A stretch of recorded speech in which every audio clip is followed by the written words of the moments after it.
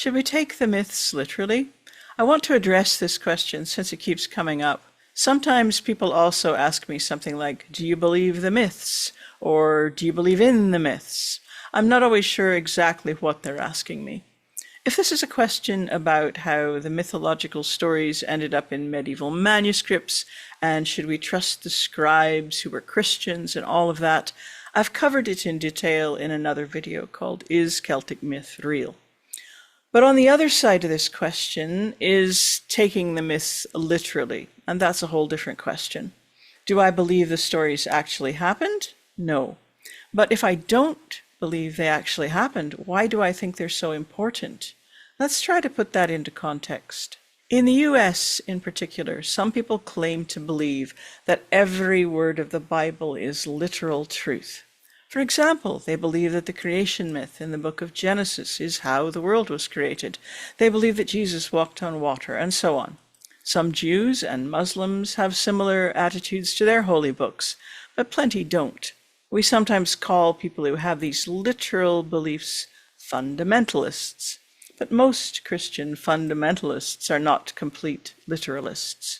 Most of them probably eat pork, for example, which is forbidden in the Old Testament, along with lots of other weird things. Equally, there are things in the Old Testament like an eye for an eye, which are contradicted in the New Testament, turn the other cheek. Literalists and fundamentalists can usually find ways to reconcile or excuse things like this. We almost always have to do that just to get through life, because life is full of contradictions and dissonance. Things we're told to do, things we're told are true, often make no sense.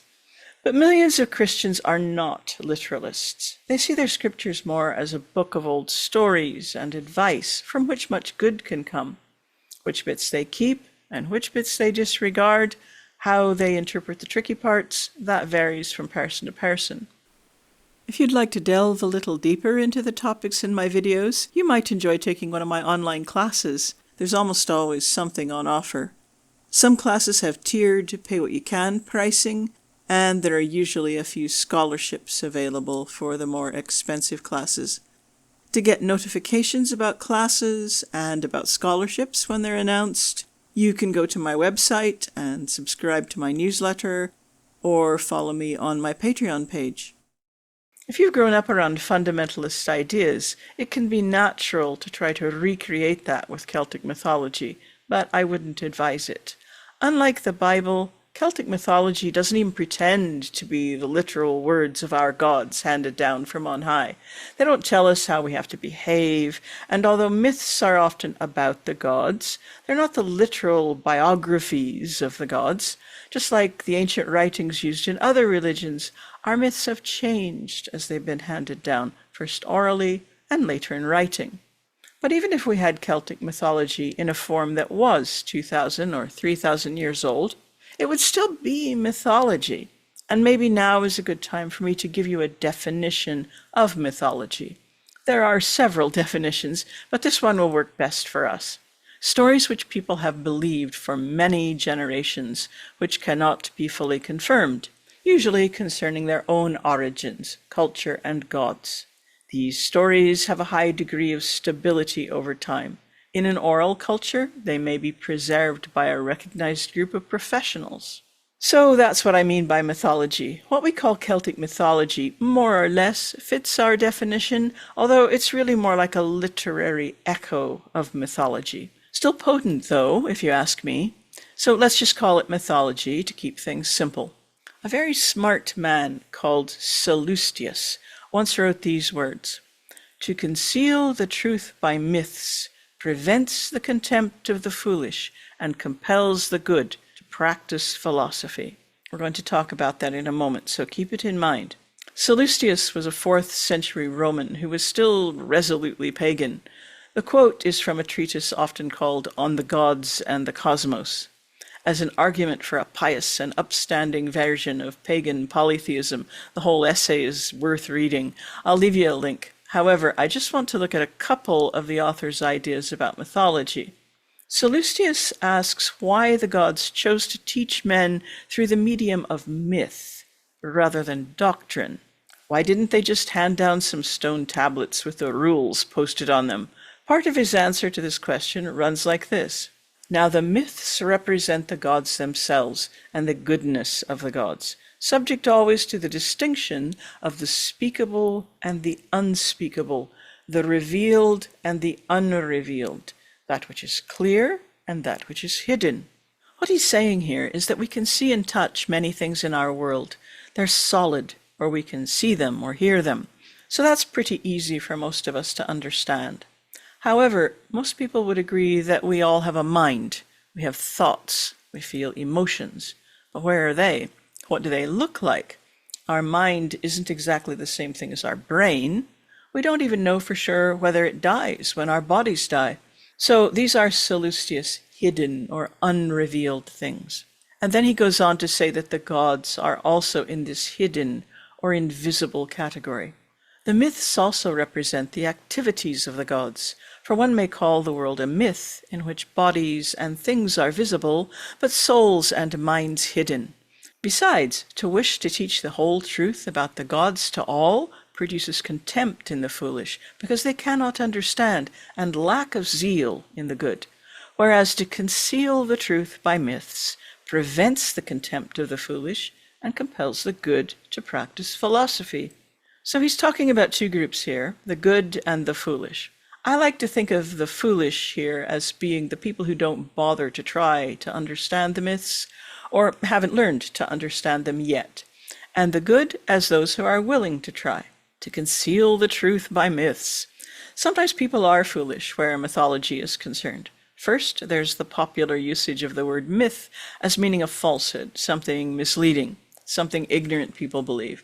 It's easy to say, oh, that's just a myth, when we want to dismiss an idea. Some people don't realize that myth has any other meanings. A myth is not a lie, it's a many-layered truth. Sallustius goes on with another surprising statement. Now these things never happened, but always are, and mind sees all things at once, but reason, or speech, expresses some things first and others after. We might say that myth is an attempt to render that which always is into a narrative. First this happened, and then the next thing happened, like a story. But chief among all the things which always are, surely are the gods. Myth uses narrative to help our minds feel their way toward the always is essence of the gods. The narrative in myth is in service to something more than just telling a good story. Real myths weren't made to be heard just once. Before our culture swam in a sea of print books and now other media, we swam neck deep in myth. For over a millennia, Europeans swam in the sea of Christian myth, not read at home from a Bible in most cases, but told to them by their priests. Not only biblical stories, but stories of saints were a kind of mythos that embedded Christianity into our ancestors in a way we can barely imagine. Before that, our Celtic ancestors had a similar relationship with their myths. Without the constant erasing distractions of today's media, the cycle of myths and folklore must have created an almost mantra-like backdrop to everyday life. For some, no doubt, they were just stories to be wondered at and shrugged off. They were old wives' tales. But for others, for many, I imagine, the spaces between the plot points seeped into the spaces between rational thoughts and allowed mind to see all things at once, to sense the gods. Myth can do that if you let it. Earlier I said that I don't believe that myths really happened. But while that's true, I find that there's spiritual value in feeling that they exist in what Sallustius calls the always is. The dismissive shrug of the foolish and that immersive experience of enlightenment are two possible responses to myth, but neither of these quite amount to practicing philosophy. Practicing philosophy might follow several paths. One is that which the classical authors might have called moral philosophy, study of right and honorable action, of contrasting wisdom with foolishness and good with evil. Those who like clear-cut answers and tales ending with a simple and obvious moral will be frustrated by Celtic stories. Forget about lists of sins and virtues.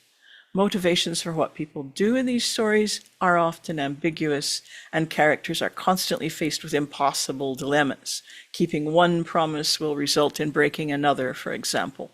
On their way to becoming medieval texts, the preoccupations and problems of different ages have been layered and sometimes interwoven into our cultural material. The result can feel cluttered and disjointed, or, looked at another way, rich and startling. The Mabinogi, for example, may have been employed by the bards as tales of instruction for young members of the warrior class, but it would be a mistake to think that every scenario presented belongs to the concerns of a single era. This is part of what makes such stories great. Every era they pass through makes its own additions, and perhaps discards things which no longer have meaning, resulting in a long, slow process of distillation of wisdom and cultural expression. Those who pay attention to myth regularly find old things which are useful again. The moral questions raised can sometimes feel surprisingly modern. Patriarchal attitudes, gender roles, and a questioning of the value of war and the heroic ethos sit alongside the more predictable lessons about loyalty, honor, chivalry, and perseverance. We may be busy rebelling against our parents' generation while simultaneously recognizing that our grandparents are talking a great deal of sense.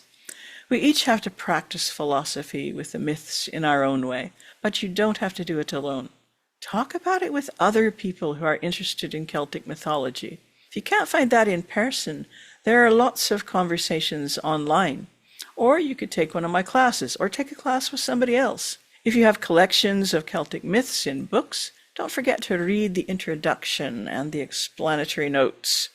Nobody can explain everything in a way that will work for you, but hearing different opinions and sharing your own is how we practice philosophy.